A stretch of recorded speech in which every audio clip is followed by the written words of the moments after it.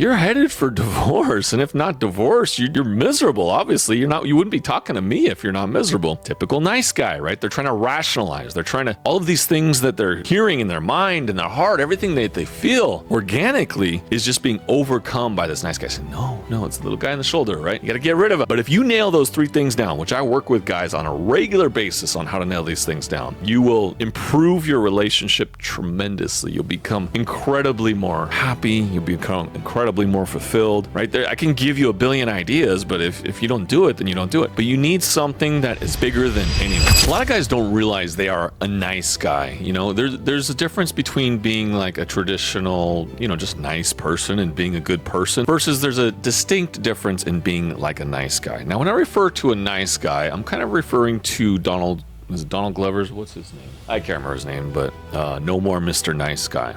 Robert Glover? I can't remember.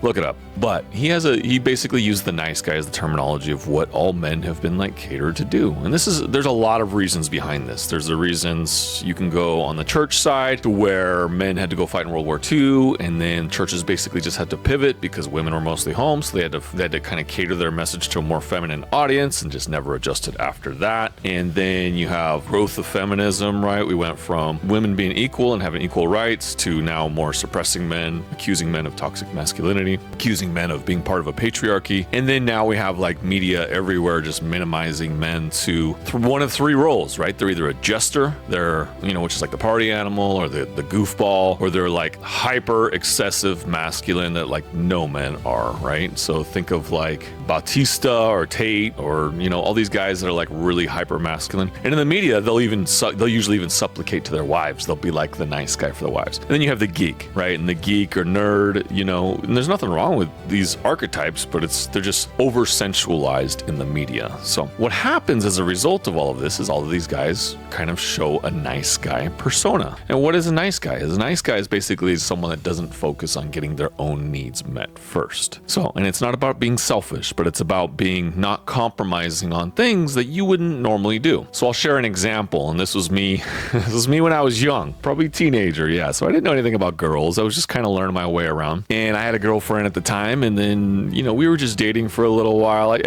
I was a typical nice guy. I was the typical guy that would just let her get away with anything, let her do anything. And don't get me wrong, she's a free woman. She can do whatever she wants. I understand that now, but you have to react appropriately if someone crosses your standards or cross boundaries. So she had made out with some other guy, and I was still trying to make it work. Like, thinking back now, that is a very classic nice guy behavior. I see many men do this same thing. I get prospects calling me, and they're saying, they'll be like, okay, so tell me about your intimacy situation. They'll be like, well, she had an affair a couple years ago. And that's usually where I stop the call, because it's like, if you still want to work it out after she's been with someone else, game on. Like, I'm not your guy. You need to go find someone that is okay with that, because that's not okay. You just need to end the relationship in a peaceful and respectful manner. Obviously, you're not trying to burn the house down. You don't want to be such a nice guy that she can do that. She might do it once. She might never do it again, but the fact is it's still been done. And it's much different. I've talked about this in other videos where it's much different when a woman has an affair versus when a man steps out on his marriage or his relationship a little bit. It's completely different things. Men are more, without diving too much into it, men's more physical. Women is because something's lacking in the relationship. It's usually because the guy is a nice guy. So I was once that guy, right? I was once the guy that was like, oh no, I still want to make it work. I care about her. I love her, whatever it was. But no, that is a typical nice guy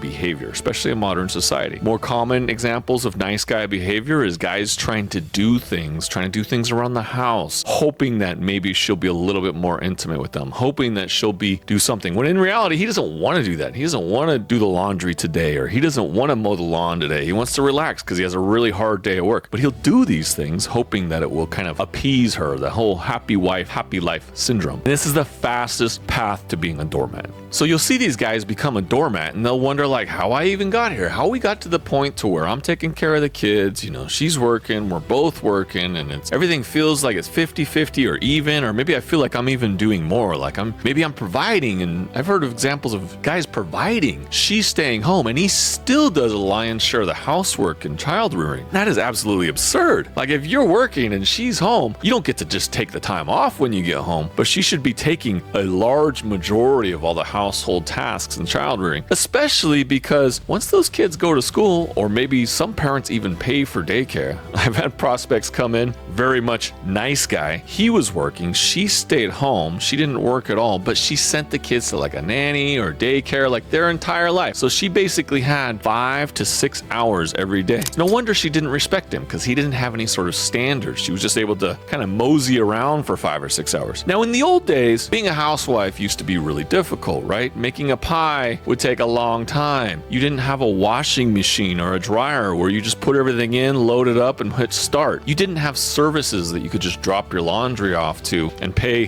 dollars because of all the illegal immigration. You didn't have all these extra services that were really, really cheap, and technology that was really, really cheap. Dishwasher, refrigerator, like she had to go to the market every single day. Nowadays, being a housewife is easy. I'm not saying it's not important. It's very important, but it's not difficult, especially if there's someone else watching the kids. You can maintain a household on 2 hours a day. If you're cooking straight from scratch and you're using really complex recipes, then yeah, that could be 2 to 3 hours of your time in the evening, but you're cleaning during that time, so there's no extra cleaning time. Then you have a dishwasher to put the dishes in afterwards. But I digress. The point is, this guy had a situation to where he was still doing a bunch of the housework. He was doing all the normal things around the house, like normal things guys should do, like mowing the lawn, taking out the trash, or whatever your agreement is with your girl. Like me personally, I don't want to do anything. I'd rather just pay someone to do it, or she does it. Like that's just the way it works. But if you're working a job and she's staying home, or even has a nanny and she's not working, you guys got to figure out a better agreement that works for everyone. That is a very common nice guy behavior. And why do guys do this? They do this because they're too afraid of what the result may be. When in reality, pushing back, it's going to create conflict. Of course, you're two unique people. She's chilling. You're working, 90, 100-hour weeks when you count all the family time and household chores and all that stuff. And of course, there's going to be conflict because you feel like this isn't right. The nice guy just lets it go. He just be like, oh, it's okay. I understand. And when she has an affair, he goes ballistic and he's trying to wonder why. He's like, because she walked all over you. What else do you expect? So this is just one of many examples that I've seen when I talk to guys and they first come to me and they're like, how do I get intimacy back? And I'm like, well, let's talk about how much she disrespects you, because that's very often where it starts with the typical nice guy. But what a lot of guys don't realize is the actions that they're actually doing to keep the peace in the relationship or to minimize arguments is actually causing more damage, because she's going to lose respect for you. Women have a wicked intuition for men, and for weak men especially. Like they can just sniff it out. It doesn't matter how strong and how powerful and how much he may come across as this like alpha type figure, or this guy who's ripped. She knows what's going on up here. Women have very, very, very good intuition for understanding a man's psyche and his heart and everything good about him. It's just naturally inherent in their biology. No sense in arguing about it. And what happens is when she senses that weak, when she knows that she has to take charge because she's dating a boy or a little kid that can't take care of himself and can't take care of the basics, she's going to lose respect. She's going to treat you, she's going to go from treating you as her lover and her man and her husband to treating you as a child, to treating you as an employee, or treating you as a coach would treat his player, like you need guidance, like you don't have enough strength, you don't have enough resilience and power to be able to get everything organized and to be able to maintain a good life without her, right? Like if it came to that. So she knows that she has to take charge, and this is going to lose respect. And then as the respect starts to dip, the intimacy is also going to drop. It's not like they always coincide with one another. You don't lose intimacy and she has really high respect for you, because if she has really high respect for you, she knows if she gives intimacy and you're a very respectful guy, other women are going to pick up on that too. And she knows if she gets rid of the intimacy, she's in trouble, because that's the one thing she's bringing to the table, among other things, obviously. But that's the one thing that she has over all the other girls. You guys have that physical connection. And she knows if she respects you because you're a really high value guy, and you really, I don't like using the value term, but if she recognizes that you have mental resilience and you're a strong guy and you got all of your stuff together and she really respects you, she knows the intimacy has to keep up. Otherwise, you're going to start looking for it for somewhere else. That's just the reality of it. Usually what happens is respect starts dropping. Intimacy might stay for a while, but as respect starts getting a little bit lower, into the frequency of intimacy is going to drop. And first it's gradual, right? First it's, no, I'm too tired. I'm not feeling good tonight. My stomach is a little off. The kids wore me out. Oh, it's a tough day at work. You've heard all of these excuses. In a previous life, I had heard these excuses too. No longer, just so we're clear, 9 years, never said no. But that's a different topic entirely. But what I want want to talk about is about how when that respect drops, you're going to hear, it'll go from no-nos to like a casual no. Maybe like she's just too tired. It's 4 a.m. and she's like, I don't really want to, or don't bug me, right? Or I have to sleep, or whatever it is. And then that increases more and more until you're only having intimacy 2 or 3 times a month, maybe once a month. I've heard of guys not having intimacy for over 6 months. I talked to a guy back in August of last year, and he was perfectly okay. He thought it was perfectly okay and normal. He hadn't had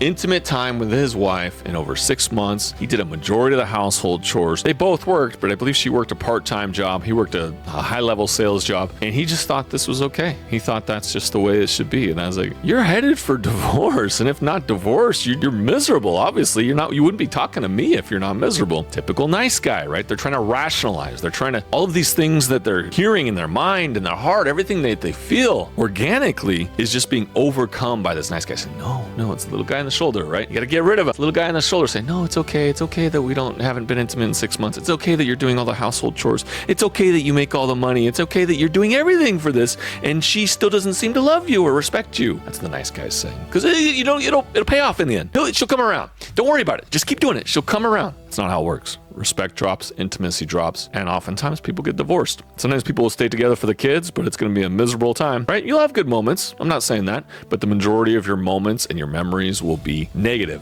instead of positive. So here are the things that you can do instead to make sure that you don't end up as the nice guy. One, you need to find some sort of purpose. And this is one of the key things. It doesn't have to be anything major. You can start a charity. You can coach, right? I've told guys to coach their kids' teams. That gives them something bigger to work on. You can do a big house project. You can buy a fix and flip, open a business. There's a million different things you can do, and it's different for everyone. It's going to be unique to you, right? I can give you a billion ideas, but if you don't do it, then you don't do it. But you need something that is bigger than anyone, bigger than you, bigger than your girl, bigger than your family, bigger than anything else, because you need something else that's your North Star, something that you're pushing towards, something that wakes you up in the morning, something that keeps you up at night, something that's important to your life. Secondly, to keep respect, you got to have these boundaries, right? Like if she's telling you no all the time, you got to figure that out, right? There's many ways you can figure that out, which aren't going to work on this particular platform, so I won't be talking about, but there's many strategies to make sure that you can get that sorted out. You need to make sure that you have boundaries with things you're